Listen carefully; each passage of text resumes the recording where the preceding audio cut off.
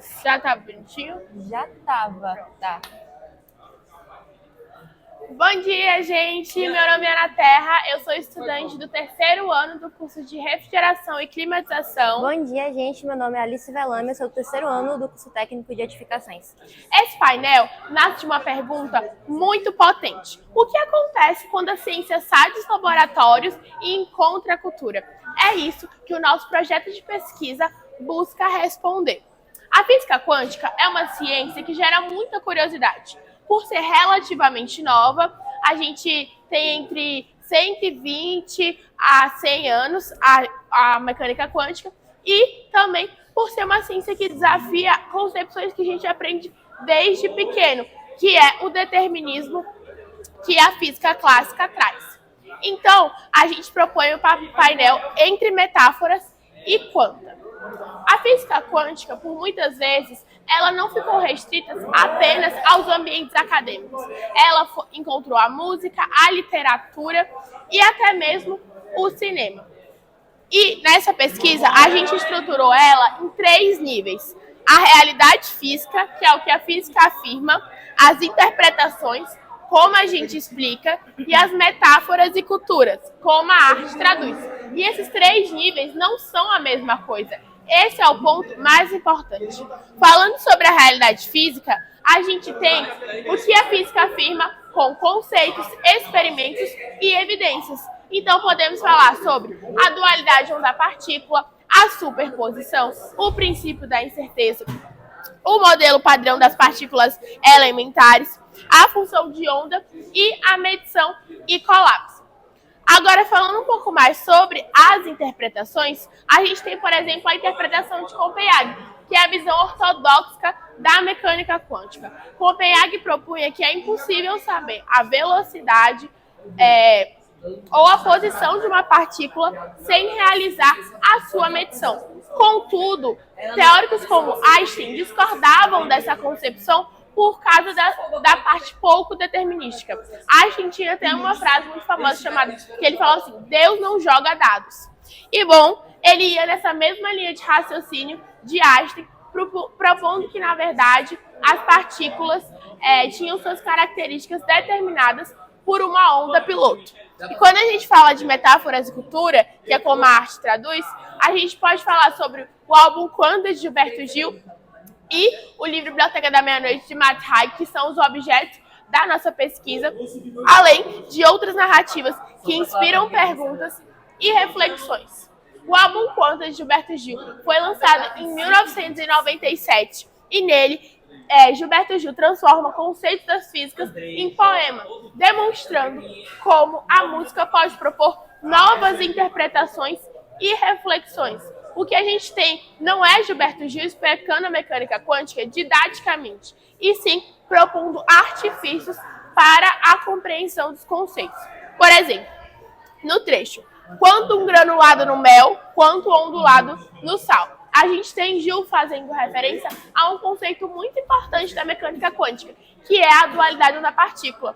A dualidade da partícula propõe que a luz pode se comportar ou como onda ou como partícula, dependendo do experimento em que ela está inserida. Outro trecho, por exemplo, é mel de urânio, sal de rádio. Aqui, Gil está falando sobre elementos radioativos que foram muito importantes para a construção da física moderna, principalmente no que tange a concepção da estrutura do átomo. Vamos lá. Como a Ana Terra já tinha falado, a física quântica é uma ciência que ainda está em construção. Tem cerca de mais ou menos 100, 120 anos. Ela surge no século XX, com cientistas como Planck, como Bohr, como Einstein, como Heisenberg. E até hoje, ela ainda gera novas discussões. Porque, por exemplo, ela não é visível igual à física clássica. Não é igual a força igual a massa vezes a aceleração. Eu consigo ver, por exemplo, no jogo de vôlei, a bola, quando ela vai para o outro lado da quadra, é a força igual a massa vezes a aceleração. Mas a física quântica, ela não é assim, porque ela não é possível ser vista, ela é microscópica. Então, é muito mais fácil a gente utilizar essas metáforas, como o álbum Quanta e como o livro Biblioteca da Meia-Noite, para poder ser explicado. Aí a gente tem alguns conceitos como a função de onda, o colapso e medição e a probabilidade, que são interessantes para a gente começar a entender um pouco ela. A função de onda ela é mais uma descrição matemática que vai explicar um estado de um sistema quântico, enquanto o colapso e medição, o sistema ele vai se reduzir-se a um só quando ele é observado ou medido. E a probabilidade é onde a gente não sabe qual vai ser o resultado daquele sistema, mas a gente sabe a probabilidade dele acontecer. Partindo agora para a Biblioteca da Meia-Noite, o livro foi escrito por Matt Haig, onde a protagonista é a Nora Sid. Ela se encontra bem depressiva, porque ela teve diversos problemas durante a vida dela, e ela acaba se matando. Quando ela se mata, ela vai para um limbo entre a vida e a morte, que esse limbo seria uma biblioteca. Cada livro desse seria referente a uma escolha de vida que ela poderia ter feito diferente, porque ela vivia muito naquele, e se eu tivesse continuado como nadadora olímpica, que era um sonho dela na infância, e se ela tivesse sido glaciadora, que era uma ideia de profissão que ela queria ter tido. É diversos questionamentos como esse. Aí então ela acaba indo para esse limbo e escolhe um livro para entrar e vai vivendo essa vida. Aí ela acaba escolhendo vários outros livros e vivendo várias outras vidas diferentes. Existem alguns conceitos como a superposição, que é, na mecânica quântica, um sistema ele pode estar em mais de um estado ao mesmo tempo e a gente só tem um resultado quando ele é medido. Por exemplo, quando Nora está na biblioteca, vocês concordam comigo que ela pode ter mais de uma vida, certo? Ela pode escolher várias opções de vida, mas ela só sabe aquele resultado quando ela realmente entra em uma dessas vidas. Então ela estaria em uma espécie de superposição, de forma metafórica. E outro grande exemplo, o gato de Schrödinger. Vamos supor que a gente tem uma caixa e dentro dessa caixa tem um gato, ok?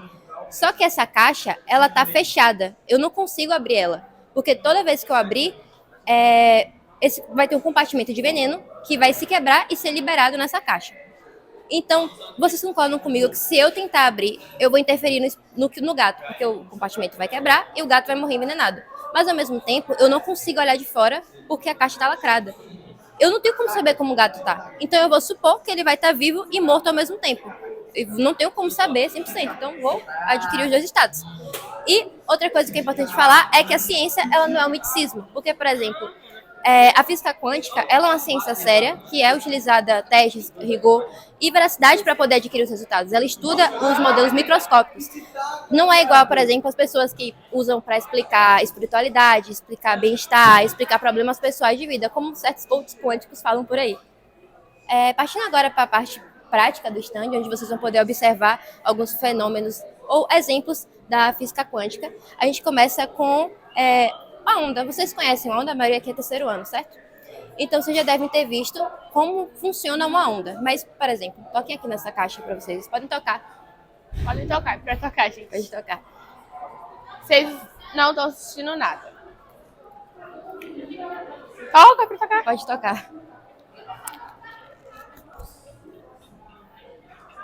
Uma característica da onda é que ela tem caráter vibratório, certo? Então, quando vocês tocam na caixa, você sente as vibrações.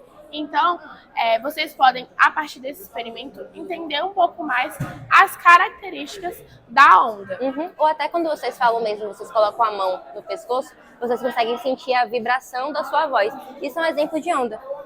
A luz é uma onda. Exatamente. A luz ela pode se comportar como uma onda. Esse projeto aqui foi feito pela Estação Ciência no ano de 2015, um projeto daqui do IFBA, que tinha como objetivo ensinar ciência para crianças com deficiência visual. A gente consegue ver que a luz branca, ela entra em um prisma, e nesse prisma vai ocorrer a dispersão da luz, originando o espectro que a gente conhece, né? O vermelho, laranja, amarelo e verde, azul, anil e violeta. E para deixar isso mais claro, a gente vai ter aqui o espectroscópio, onde vocês vão poder observar esse fenômeno acontecendo na prática. Olhem aqui dentro.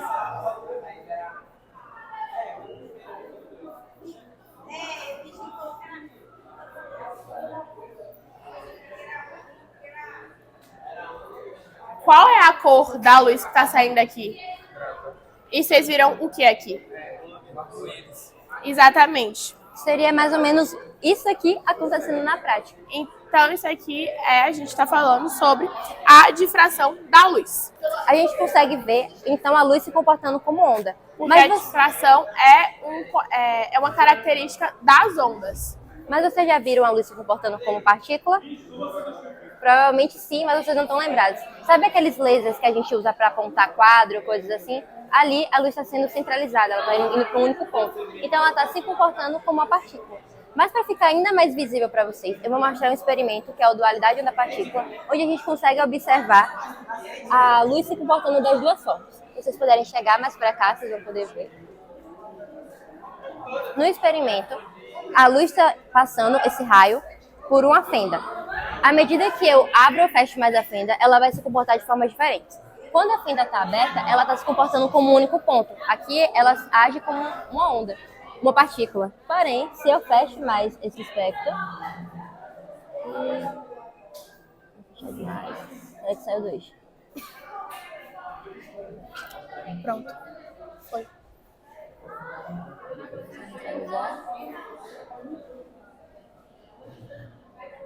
Vocês vão conseguir observar que a onda, que a luz vai passar a se comportar como uma onda.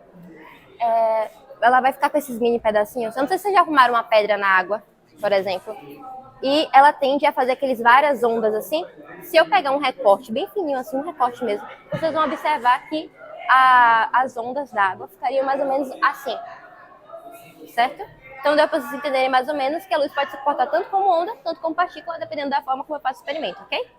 Agora passando para cá, vocês já assistiram Homem-Aranha?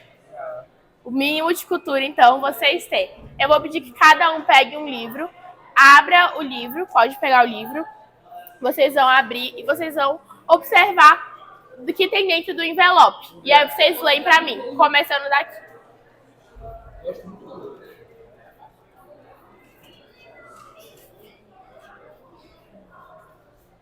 Para proteger todos, você apaga a memória. Você continua herói, mas para sua família você não está. Você se aposenta, vira um cientista de sucesso e cria uma família com a Mary Jane, enquanto treina Miles Morales. O tio Ben não morre, você cresce sem o peso da culpa, mantendo a família unida e uma vida comum segura. Vocês sabiam o que tinha dentro do livro antes de vocês abrirem ele? Então, é exatamente assim que vai funcionar no livro A Biblioteca da Meia-Noite. A Nora não sabe o que vai acontecer, se ela vai ser feliz nessa vida, quais serão as consequências, até que ela resolva viver essa vida. E na física quântica é dessa mesma forma. Você não sabe o estado quântico de uma partícula até que você observe-a, ou seja, faça a medição. Podem guardar o livro. Agora vocês podem observar aqui, por exemplo, as diferentes vidas que a Nora viveu. Então aqui, quando ela decide ser bibliotecária. Aqui, ela enquanto glacióloga, que era uma profissão que ela gostaria de ter seguido. Quando ela se muda de país com sua melhor amiga, por exemplo.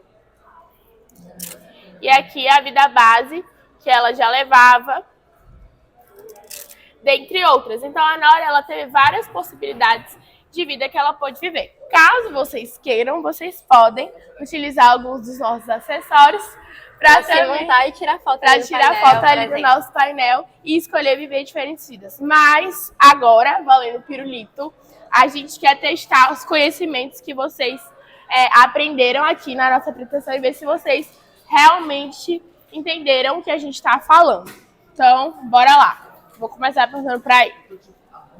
Enquanto Gil canta sobre a luz do sol que a folha traga, o efeito que faz as placas solares funcionarem e que deu o prêmio Nobel a Einstein provou que a luz não é só uma onda contínua, mas é feita de pequenos pacotes de energia que colidem como bolas de bilhar. Qual o nome desse efeito? A. Efeito fotoelétrico. B. Efeito Compton inverso. C. Efeito Termo-Yoko. Acertou. Próxima pergunta. Enquanto Gil fala sobre os limites do que podemos enxergar, o princípio da incerteza de Heisenberg dita uma regra matemática clara sobre o universo subatômico. Se um físico consegue determinar a velocidade exata de um elétron, o que acontece com a medição de sua posição? A. A posição se torna inversamente proporcional à massa do elétron. B. A posição é fixada automaticamente no centro do núcleo atômico. C. A incerteza sobre onde o elétron está se torna matematicamente infinita. A posição se torna inversamente proporcional à massa do elétron.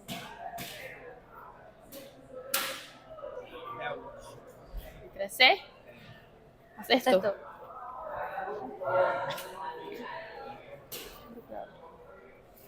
Meu Deus. Na série Dark, Netflix, ou no livro A Biblioteca da Meia-Noite, a trama explode quando os personagens viajam por linhas do tempo paralelas que se dividem por escolhas diferentes. Qual teoria quântica apoia a piração desses roteiristas? A. Teoria da relatividade geral. B. Lei da gravitação universal. C. Interpretação de muitos mundos. Multiverso. Letra C. Acertou. Então, gente, eu espero que vocês tenham gostado do nosso estante e possam compreender um pouquinho mais sobre como funciona a física quântica e suas várias interpretações. Para além disso, a nossa estação também pensa na inclusão tanto de pessoas surdas como para pessoas cegas. Para as pessoas surdas, a gente tem a adaptação do nosso quiz para que eles possam ler e também na parte das ondas sonoras para a compreensão da ondulatória. Para pessoas com deficiência visual, a gente tem o projeto da Estação Ciência, que já foi dito anteriormente, feito em 2015, que tem como objetivo mostrar como funcionaria a dispersão da luz utilizando o braille e também texturas diferentes nesses objetos. Além dos livros, que apresentam uma marcação de onde seria a abertura dele, né, indicando que ele está para cima, e os números em braille, com os referentes números, né, de cada um. Esse foi o nosso painel. Muito obrigada. Tchau!